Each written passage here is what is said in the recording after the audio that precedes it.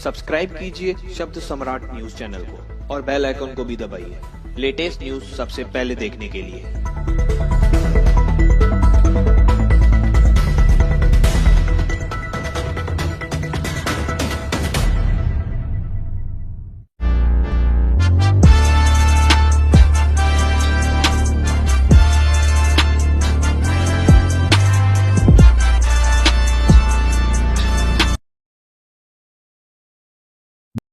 नमस्कार, शब्द सम्राट न्यूज में आपका स्वागत है। मुंबई से सटे उल्लासनगर में उल्लासनगर के पूर्व बाहुबली विधायक पप्पू कालानी का आरपीआई में प्रवेश को लेकर चल रही अटकलें पर कालानी ने विराम लगा दिया और कहा कि मैंने आरपीआई में प्रवेश नहीं किया है। वहीं इसको लेकर शहर की राजनीति गरमा गई।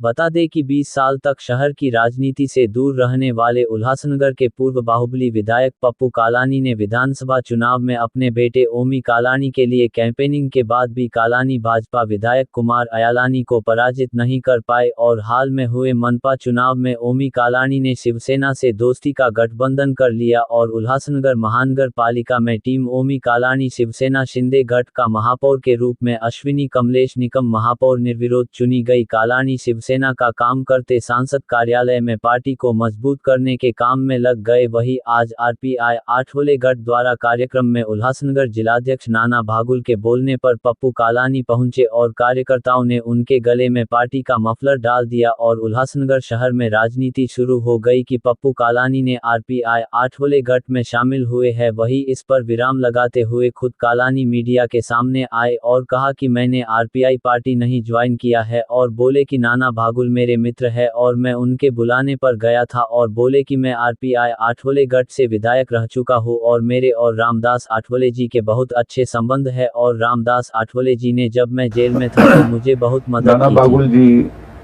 हमारे शहर प्रमुख है आरपीआई के। उन्होंने प्रेस कॉन्फ्रेंस बुलाई थी।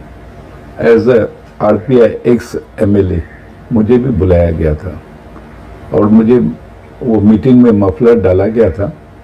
That doesn't mean कि मैंने प्रवेश किया है। हमारी वैसे भी युति है आरपीआई और शिवसेना की। उल्लासनगर में जो भी कारपोरेशन इलेक्शंस हुई हमारी युति है, आज भी युति कायम है। तो मुझे बुलाया तो मैं गया था वहाँ पर। और आरपीआई पार्टी जो है ना, मैं एक एमएलए भी रहा हूँ।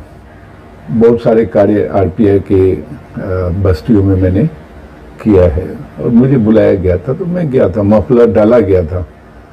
ओमी कालानी का दोस्ती का गठबंधन था शिवसेना के साथ में और अभी की इलेक्शंस में ओमी कालानी ने खुद आरपीआई ये हमारे शिवसेना की टिकट के ऊपर हमारे सब लोग लड़े थे, जिसमें मेरी बेटी सीमा कालानी वो भी शिवसेना की टिकट के ऊपर चुन के आई है। तो I am very much with my family.